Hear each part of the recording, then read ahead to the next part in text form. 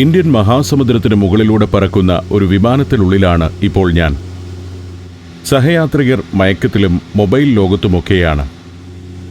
ഒരു Turbo propeller വിമാനമാണ്. Indian മഹാസമുദ്രത്തിന്റെ അഗാധ നീലിമയ്ക്കും മേഘപാളികൾക്കും മുകളിലൂടെ മാൽഡീവ്സ് എന്ന കൊച്ചു രാജ്യത്തേക്കാണ് യാത്ര. സമുദ്രത്തിൽ ചിതറിക്കിടക്കുന്ന പവിഴപ്പുറ്റുകളുടെ കാഴ്ചയിലേക്ക് യാത്രികർ ഉണർന്നെണീറ്റു കഴിഞ്ഞു. ജാലകത്തിലൂടെ താഴേക്ക് നോക്കുമ്പോൾ അതിമനോഹരമായ ദൃശ്യമാണ് മുന്നിൽ തെളിയുന്നത്. മാൽഡീവ്സിന്റെ ഭൂപ്രകൃതിയുടെ ഒരു പ്രത്യേകതയാണ് ഈ കാണുന്നത്. കടും നീലനിറത്തിലുള്ള ജലത്തിൽ ഇളം പച്ച വലയങ്ങളോടുകൂടിയ മരതക ദ്വീപുകൾ. ദ്വീപുകൾക്ക് ചുറ്റും തൂവെള്ള മണൽപ്പരപ്പ്. ഇക്കാണുന്ന ദ്വീപുകളിൽ മിക്കതും റിസോർട്ടുകളാണ്. ചെറുദ്വീപുകൾ ഓരോന്നും ഓരോ റിസോർട്ടുകളായി പരിണമിച്ചിരിക്കുന്നു. ധാരാളം വിദേശികളെത്തുന്ന നൂറുകണക്കിന് മുറികളോട് കൂടിയ റിസോർട്ടുകൾ.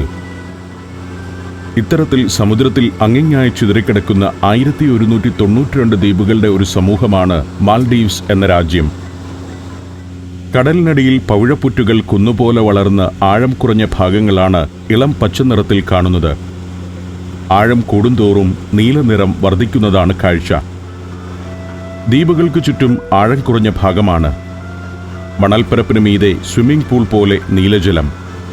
ഇത്തരത്തിലുള്ള ദ്വീപുകളുടെ ഒരു മാല തന്നെയാണ് മാലദ്വീപ്. അതിങ്ങനെ ഏതാണ്ട് 90,000 ചതുരശ്ര കിലോമീറ്റർ വരുന്ന സമുദ്രഭാഗത്ത് ചിതറിക്കിടക്കുകയാണ്. ഇന്ത്യയുടെ തെക്കുപടിഞ്ഞാറെ കോണിൽ നിന്ന് 400 കിലോമീറ്റർ അകലെ നിന്നും ആരംഭിക്കുന്നു മാൽഡീവ്സിന്റെ ദ്വീപുകളുടെ നിര. അതിൽ പല ദ്വീപുകളും താഴെ കാണുന്നതുപോലെ ജനവാസ കേന്ദ്രങ്ങളായി മാറിയിരിക്കുന്നു.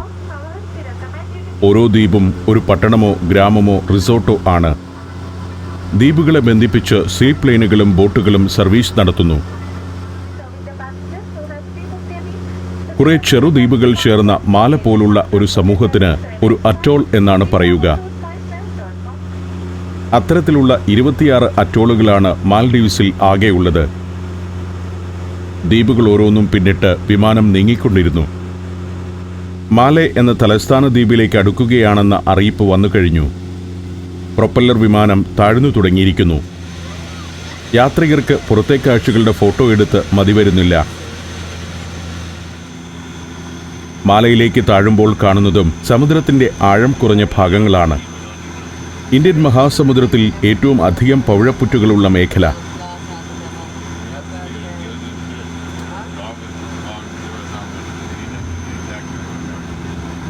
ദ്വീപുകളെ കണക്ട് ചെയ്ത് സർവീസ് നടത്തുന്ന ബോട്ടുകൾ ഏതു സമയത്തും കാണാം. ജാലകത്തിലൂടെ മാലെ പട്ടണം കാണാം. മാലയുടെ സമീപമുള്ള ഹുൾഹുൾ എന്ന ദ്വീപിലാണ് വിമാനത്താവളം. ഒരു ദ്വീപ് പൂർണ്ണമായും എയർപോർട്ടാക്കി മാറ്റിയിരിക്കുകയാണ്.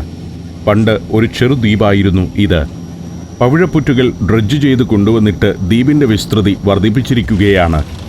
16 വർഷം മുൻപ് ഞാൻ മാലയിൽ വരുമ്പോൾ റൺവേയും അതിനോട് ചേർന്ന ചെറിയൊരു പ്രദേശവും മാത്രമേ ഹുൾഹുൾ ദ്വീപിലുണ്ടായിരുന്നുള്ളൂ.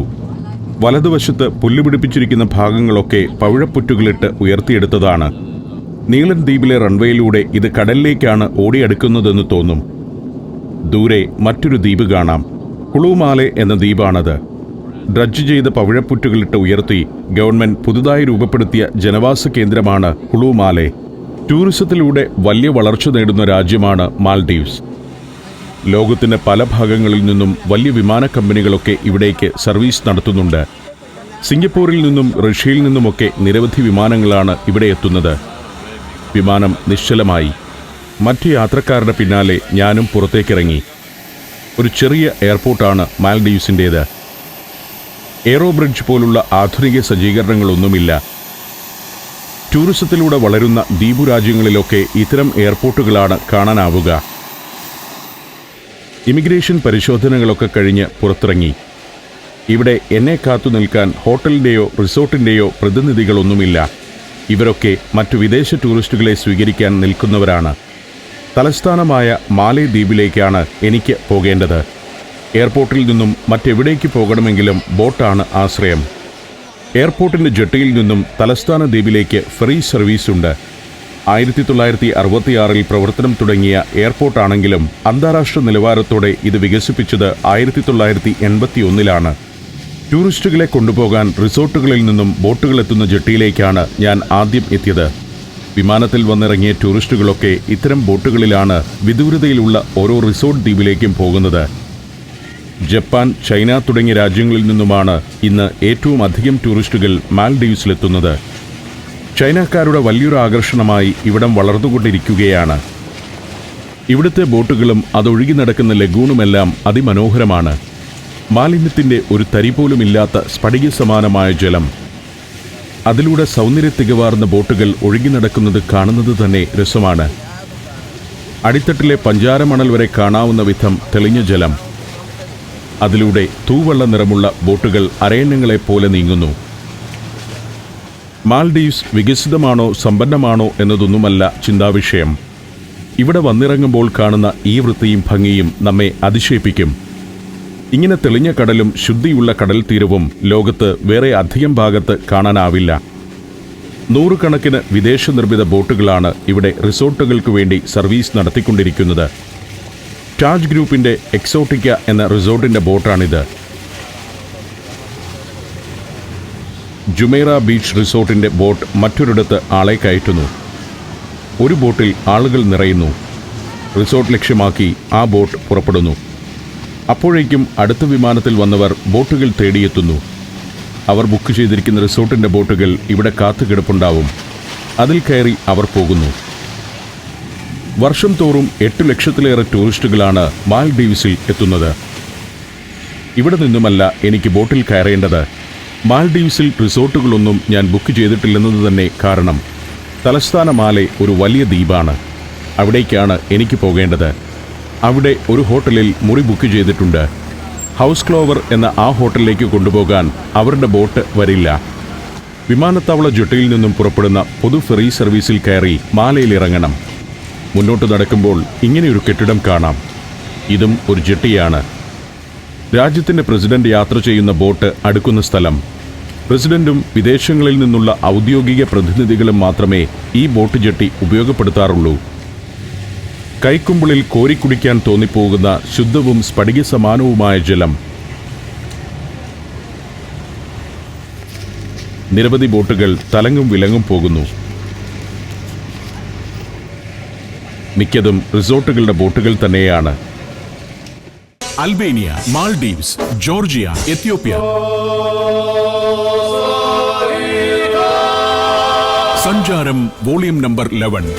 ഫുൾ HD-യിലുള്ള ഈ അപൂർവ ദൃശ്യയാത്രാ വിവരണ ശേഖരം സ്വന്തമാക്കാൻ 99544422 എന്ന നമ്പറിലേക്ക് സഞ്ചാരം എന്ന് SMS ചെയ്യൂ. നേരെ മുന്നിൽ വലിയ കെട്ടിടങ്ങൾ ഉയർന്നു നിൽക്കുന്ന ഒരു ദ്വീപ് കാണാം. അതാണ് മാൽഡീവ്സ് എന്ന ദ്വീപ് രാഷ്ട്രത്തിൻ്റെ തലസ്ഥാനമായ മാലെ. അവിടേക്കാണ് എനിക്ക് പോകേണ്ടത്.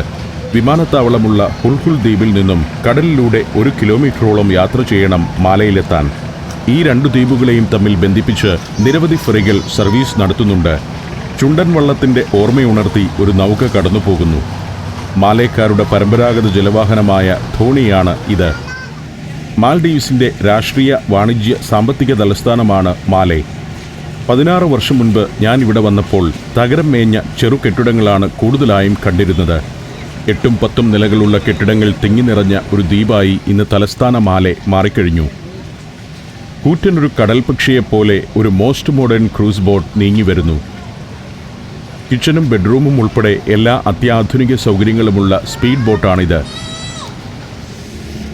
ലോകത്തിൻ്റെ പല ഭാഗത്തു നിന്നുമുള്ള കോടീശ്വരന്മാർ വെക്കേഷൻ ആസ്വദിക്കാനെത്തുന്ന ഒരിടമാണ് ഇന്ന് മാൽഡീവ്സ്.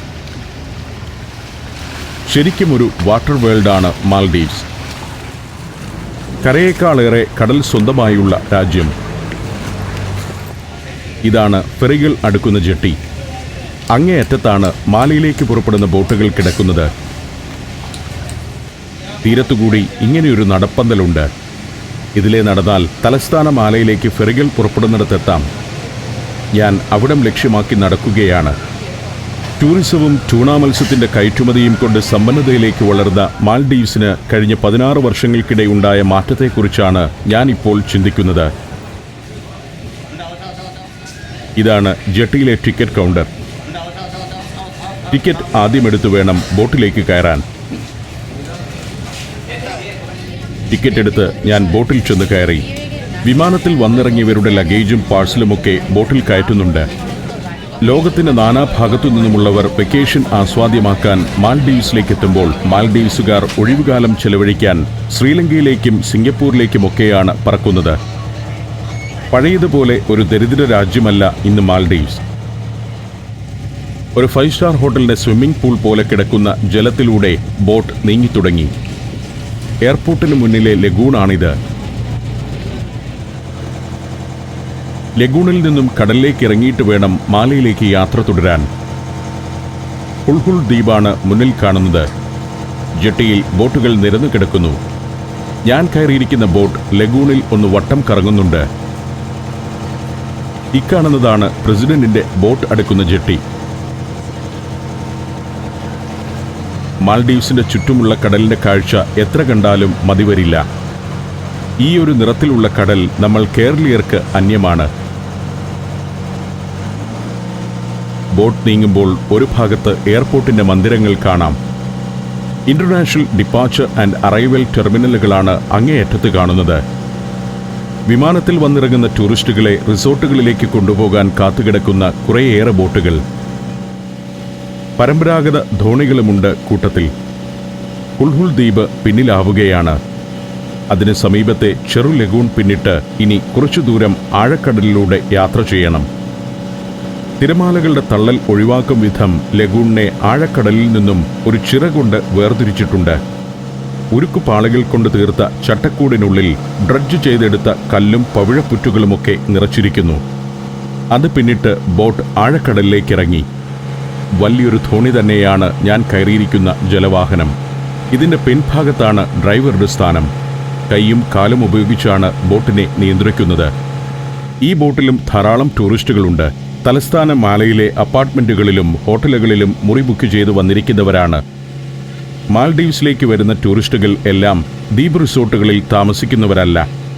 വിമാനത്താവളത്തിൽ നിന്നും ബോട്ടിൽ 2-3 മണിക്കൂർ സഞ്ചരിക്കേണ്ട ദൂരമുള്ള റിസോർട്ടുകൾ ഇവിടെയുണ്ട്. ചില വിദൂര റിസോർട്ടുകളിലേക്ക് സീപ്ലെയിനിലാവും യാത്ര. പല ദ്വീപുകളിലേക്കും ഏറെ ദൂരം യാത്ര ചെയ്യേണ്ടതുണ്ട്.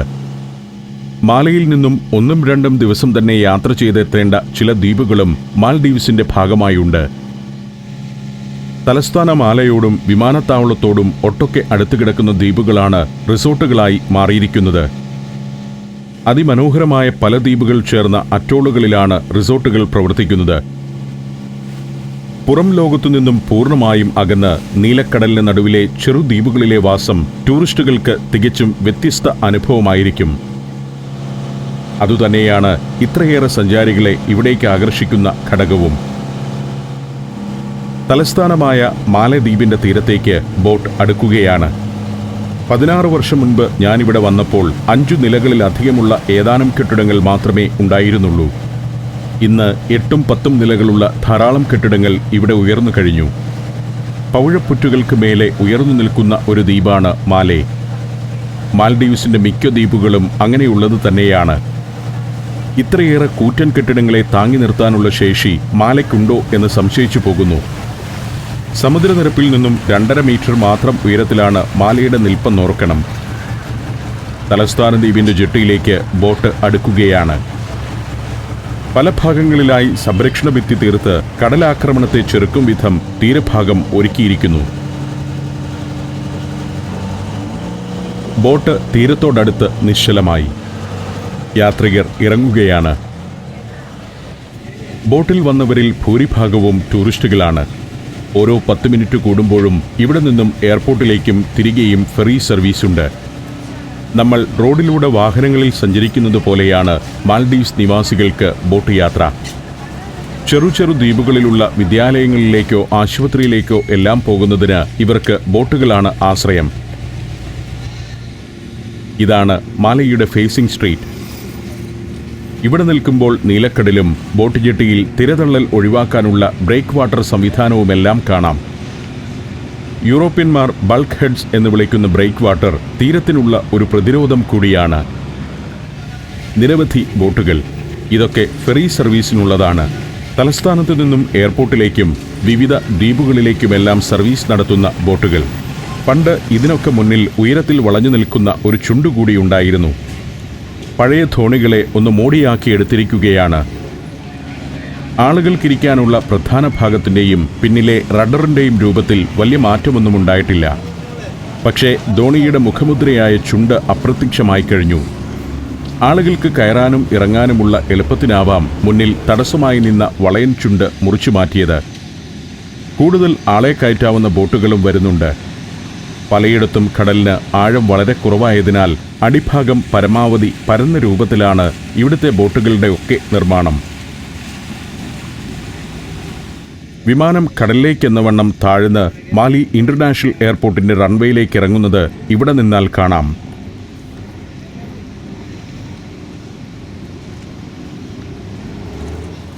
ആദ്യം ഹോട്ടലിലേക്ക് പോകണം. ബോട്ടിൽ കയറി പല ദ്വീപുകളിലേക്ക് പോയ മാലക്കാരുടെ വാഹനങ്ങളാണ് നിരന്നിരിക്കുന്നത്. ഇവിടെ ഇങ്ങനെയൊരു കെട്ടിടമുണ്ട്. ഇതാണ് മാൽഡീവ്സിന്റെ പ്രസിഡന്റിന്റെ കാര്യാലയം. അതിനു മുന്നിൽ നിന്നും ഒരു ടാക്സി പിടിച്ചു. പെട്ടെന്ന് തന്നെ ഹൗസ് ക്ലോവർ എന്ന ഹോട്ടലിലെത്തണം. അവിടെ ബാഗെല്ലാം ഇറക്കി വെച്ചിട്ട് വേണം ഷൂട്ടിംഗ് തുടരാൻ. ഒരു അപ്പാർട്ട്മെന്റ് ഹോട്ടലാണ് ഹൗസ് ക്ലോവർ. പ്രശസ്തമായ ഫ്രൈഡേ മോസ്കും പിന്നിട്ട് മാലയുടെ ഇടത്തെരുവുകളിലൂടെ മുന്നോട്ട് പോവുകയാണ്. ഇതാണ് മാലയുടെ ഷോപ്പിംഗ് സ്ട്രീറ്റുകളുടെ ഒക്കെ ഒരു രൂപം. വഴിയുടെ ഒരു ഭാഗത്ത് ബൈക്കുകൾ നിരത്തി വച്ചിരിക്കുന്നു. മാലയിലുള്ള മനുഷ്യരുടെ എണ്ണത്തേക്കാൾ ബൈക്കുകളുണ്ടെന്ന് തോന്നും. മാൽഡീവ്സ് എന്ന രാജ്യത്തെ ഏറ്റവും വലിയ ഷോപ്പിംഗ് കേന്ദ്രം തലസ്ഥാനമായ മാലെ തന്നെയാണ്. മറ്റു ദ്വീപുകളിൽ നിന്നും ബോട്ടുകളിൽ വന്നിറങ്ങുന്ന ആളുകൾ നിത്യോപയോഗ സാധനങ്ങളും ഇലക്ട്രോണിക് ഉൽപ്പന്നങ്ങളും തുണിയുമൊക്കെ വാങ്ങുന്നത് ഈ സ്ട്രീറ്റുകളിൽ നിന്നാണ്. അതിനാൽ തന്നെ ഇവിടുത്തെ ബഹുഭൂരിപക്ഷം കെട്ടിടങ്ങളുടെയും താഴത്തെ നിലകളിലെല്ലാം ഷോപ്പുകളാണുള്ളത്. ഇന്റർനാഷണൽ ബ്രാൻഡുകളുടെ ഷോറൂമുകൾ വരെ അവയിൽ ഉൾപ്പെടുന്നു. സാധനങ്ങൾക്കെല്ലാം വലിയ വിലയാണെന്നതാണ് ഒരു പ്രധാന കാര്യം. എന്തും മറ്റു രാജ്യങ്ങളിൽ നിന്നും ഇവിടേക്ക് ഇറക്കുമതി ചെയ്യുകയാണെന്നതാണ് അതിന് കാരണം. ഇന്ത്യ, മലേഷ്യ, ശ്രീലങ്ക, ചൈന തുടങ്ങിയ രാജ്യങ്ങളിൽ നിന്നാണ് മാൽഡീവ്സിന്റെ ഇറക്കുമതിയിലേറെയും. ഇന്ത്യയിൽ കിട്ടുന്ന പല സാധനങ്ങൾക്കും 30 മുതൽ 100% വരെ വിലക്കൂടുതലാണ് ഇവിടെ. ഇതാണ് ഹൗസ് ക്ലോവർ ഹോട്ടൽ. 10 നിലയുള്ള ഒരു കെട്ടിടം. താഴത്തെ നിലയിൽ കടകളാണ്. 5-ാം നിലയിലാണ് ഈ റിസപ്ഷൻ. ഗംഭീരമായൊരു റിസപ്ഷനൊന്നുമല്ല. ചപ്രത്തലയുള്ള ഒരു പയ്യനുണ്ട് ഇവിടെ. അവൻ എൻ്റെ പാസ്പോർട്ട് വാങ്ങി അതിൻ്റെ ഒരു ഫോട്ടോ കോപ്പി എടുത്തു വെച്ചു.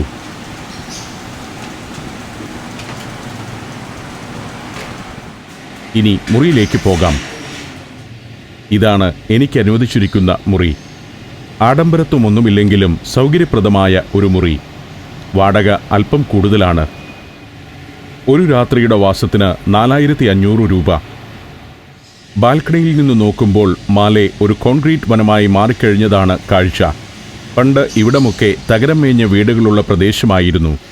പെട്ടെന്ന് തന്നെ ക്യാമറയുമായി ഞാൻ തെരുവിലേക്കിറങ്ങി. ഇതാണ് മാലയിലെ ജനങ്ങൾ. മുസ്ലിം രാജ്യമാണ് മാൽഡീവ്സ്. 99% മുസ്ലിങ്ങളുള്ള രാജ്യം. മുസ്ലിം അല്ലാത്ത ഒരാൾക്ക് ഈ രാജ്യത്ത് പൗരത്വം ലഭിക്കുകയുമില്ല. വളരെ വേഗം ആധുനികതയിലേക്ക് വളർന്നുകൊണ്ടിരിക്കുന്ന രാജ്യമാണിത്. കുറേയേറെ ആധുനിക വിദ്യാഭ്യാസ സ്ഥാപനങ്ങൾ മാൽഡീവ്സിലുണ്ട്. ഇസ്കന്ദർ സ്കൂളാണിത്. തൊട്ടപ്പുറം അമീനിയ സ്കൂൾ. നിലവാരമുള്ള വിദ്യാഭ്യാസ സ്ഥാപനങ്ങൾ. കേംബ്രിഡ്ജ് യൂണിവേഴ്സിറ്റി സിലബസാണ് ഇവിടുത്തെ ഹൈസ്കൂളുകൾ പിന്തുടരുന്നത്. അതുകൊണ്ട് തന്നെ കുട്ടികൾക്കെല്ലാം ഇംഗ്ലീഷ് അറിയാം. തെരുവ് കാഴ്ചകളിലൂടെ ഞാൻ നടത്തം തുടരുകയാണ്. ദിരാഗു എന്നത് ഇവിടുത്തെ ഗവൺമെൻറ് ഉടമസ്ഥതയിലുള്ള മൊബൈൽ ഫോൺ കമ്പനിയാണ്. മെയിൻ ബോട്ട് ജെട്ടിയിലേക്ക് തന്നെയാണ് എനിക്ക് പോകേണ്ടത്. എങ്കിലും പ്രധാന സ്ട്രീറ്റിലൂടെ പോകാതെ ഇടത്തെരുവുകളിലൂടെയാണ് എൻ്റെ നടത്തം. സുൽത്താൻ പാർക്ക് എന്ന ഉദ്യാനമാണിത്. അതിനകത്ത് പുരാതനമായ ചില കെട്ടിടങ്ങൾ. ആകെ 5.25 സ്ക്വയർ കിലോമീറ്റർ വിസ്തൃതിയാണ് മാലയ്ക്കുള്ളത്. പെട്ടെന്ന് നടന്ന് കണ്ടു തീർക്കാവുന്ന ഒരു രാജ്യ തലസ്ഥാനം. ഇത് റിപ്പബ്ലിക്കൻ മോണ്യുമെന്റ് എന്നറിയപ്പെടുന്ന മാൽഡീവ്സിന്റെ സ്വാതന്ത്ര്യ സ്മാരകമാണ്. 1999 ഇത് ഇവിടെ സ്ഥാപിച്ചത്. സ്മാരകത്തിനരികിലൂടെ ഞാൻ നടന്നെത്തിയത് മാലയിലെ ഏറ്റവും പ്രമുഖമായ ദേവാലയത്തിനടുത്തേക്കാണ്, ഗ്രാൻഡ് ഫ്രൈഡേ മോസ്ക്. പണ്ട് ഈ മോസ്കിന്റെ സുവർണ താഴികക്കുടമായിരുന്നു എയർപോർട്ടിൽ നിന്നും കടലിൽ നിന്നും നോക്കിയാൽ കാണാമായിരുന്ന പ്രധാന കാഴ്ച. ഇന്ന് ദ്വീപിനു ചുറ്റുമുയർന്നിരിക്കുന്ന അമ്പരച്ചുംബികൾ മോസ്കിന്റെ വിദൂര കാഴ്ചയെ മറച്ചിരിക്കുന്നു. 16 വർഷം മുൻപ് മാലയിലെ ഏറ്റവും ഉയരമുള്ള നിർമ്മിതി ഈ മോസ്കിന്റെ താഴികക്കുടമായിരുന്നെന്നു കൂടി ഓർക്കുക. മോസ്കിന് എതിർവശത്ത് പട്ടാള കേന്ദ്രത്തിന്റെ മതിൽക്കെട്ടാണ്. ധവളിമയോടെ നിൽക്കുകയാണ് ഗ്രാൻഡ് ഫ്രൈഡേ മോസ്ക്. ഇവിടെ നിന്നും മാലയുടെ കൂടുതൽ കാഴ്ചകളിലേക്ക് ഞാൻ സഞ്ചാരം തുടരുകയാണ്.